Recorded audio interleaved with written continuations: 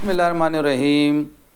Afghanistan Israel के बाद अमरीकी इमदाद लेने वाला सबसे बड़ा मुल्क बन गया है। और ये हम नहीं कह रहे, ये हमारे जो एक्स के बानी हैं या एक्स के जो अभी सरबराह हैं, मस्क साहब का ये कहना है, एलोन मस्क का, वो कहते हैं कि हर हफ्ते अमेरिका की तरफ से अफ़ग़ानिस्तान को $40 मिलियन दिए जाते हैं। मैं हूं आसिफ निसार ग़यासी, आप देख रहे हैं मेरा यूट्यूब चैनल। बात करेंगे आज अफ़ग़ानिस्तान की, तालिबान की।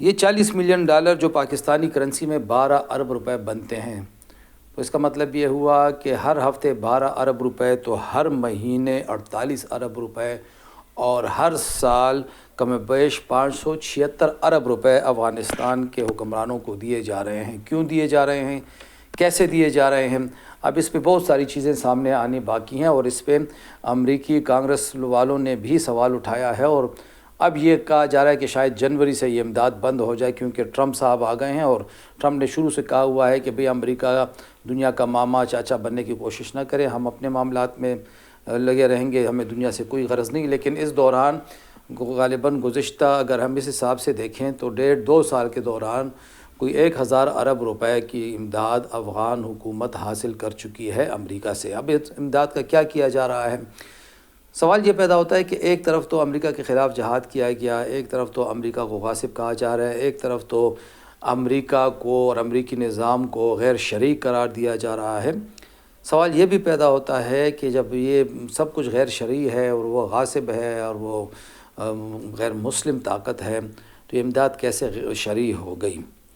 वो तालिबान जो अपनी ख़वातीन को सरकारी मुलाजमत नहीं करने दे रहे, वो तालिबान जो अपनी ख़वातीन को अब गैर मुल्की NGOs की मुलाजमत से भी फ़ारिग करें, वो तालिबान जो अपनी ख़वातीन के पर्दे के नाम पे अब घरों की खिड़कियां भी बंद करवा रहे हैं, वो तालिबान गैर मुल्की इमदाद ले रहे हैं।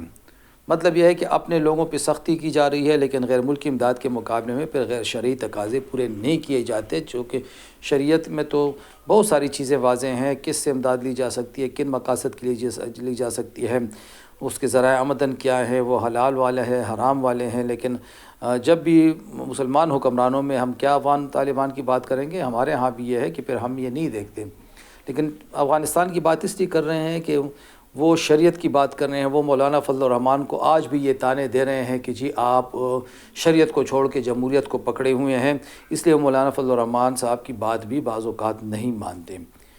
लेकिन फिर सवाल ये पैदा होता है कि अमेरिका में कौन सा शरई निज़ाम नाफिज़ है, अमेरिका में कौन से इतने मोमिन लोगों की हुकूमत है कि वहाँ से आप लोग $40 मिलियन माहाना ले रहे हैं। और सवाल ये भी पैदा होता है कि अमेरिका क्यों देता रहा है।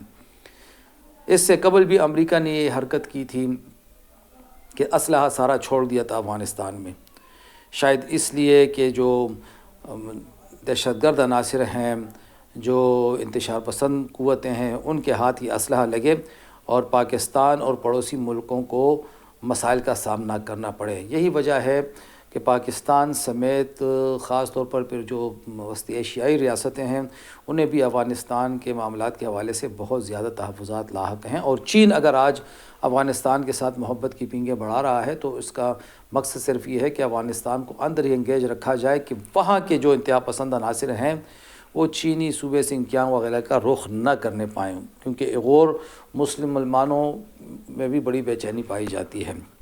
साथ ही इन दिनों जो ख़बर आई है वो ये है कि तालिबान के हमारे जो पड़ोसी मुल्क हैं, भारत के साथ भी मोहब्बत की पींगें अब बढ़ती जा रही हैं। वो भारत जिसने अभी तक अफ़गान हुकूमत को तस्लीम नहीं किया, वो भारत जिसने इस तमाम अरसे में इनको दहशतगर्द कहा है, उसका मीडिया आज भी इनको दहशतगर्द करार दे रहा है, उस भारत के फ़ॉरेन सेक्रेटरी के साथ बैरून मुल्क इनकी मुलाकात हुई है।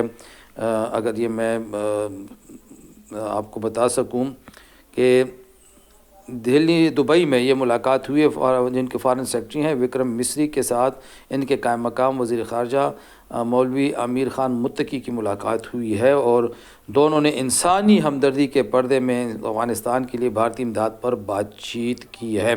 भारत का पाकिस्तान के ख़िलाफ़ जो मानदाना रवैया है वो कभी ढका छुपा नहीं रहा, और इस अफ़गान सरज़मीन हमेशा پاکستان کے خلاف استعمال ہوتی رہی، بھارت استعمال کرتا رہا ہے۔ اشرف غنی کے دور میں اور اس سے پہلے حامد کرزئی کے دور میں یہ سرزمین پاکستان کے خلاف استعمال ہوتی رہی، اور جو بھارت کے 1.5 درجن کے قریب قونصل خانے تھے سرحدی صوبوں میں، وہ کس لیے تھے؟ وہ پاکستان کو عدم استحکام سے دوچار کرنے کے لیے ہی تھے۔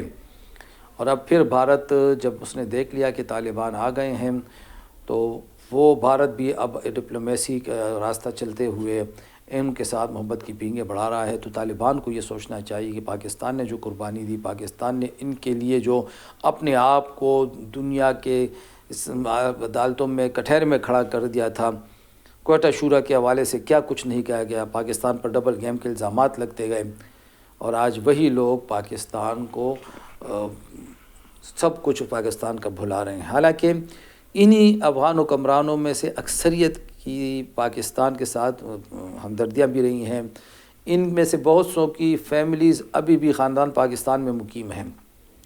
اب تو یوں لگتا ہے کہ جیسے افغان حکمران بھی پاکستانی حکمرانوں کی طرح بس شاید اس انتظار میں کہ اگر حالات خراب ہوں گے تو یہاں سے نکل جائیں گے، کابل سے نکل جائیں گے۔ اس لیے بہت سو نے ابھی تک اپنی فیملیز کو پاکستان میں رکھا ہوا ہے، یا پھر وہ قطر اور سعودی عرب بھجوا رہے ہیں۔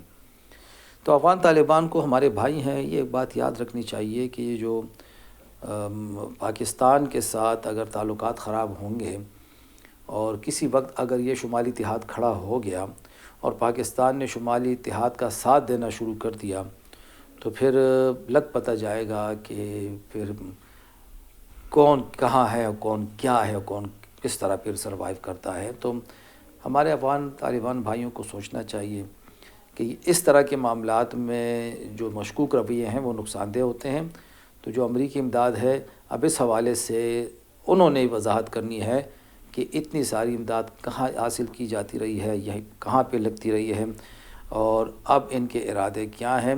یعنی ایک چیز واضح ہو گئی ہے کہ امریکہ نے اس تمام عرصے میں 1.5 سال 2 سال کے عرصے میں 1000 ارب سے زیادہ روپے ان کو دیے ہوئے ہیں۔ خدا حافظ۔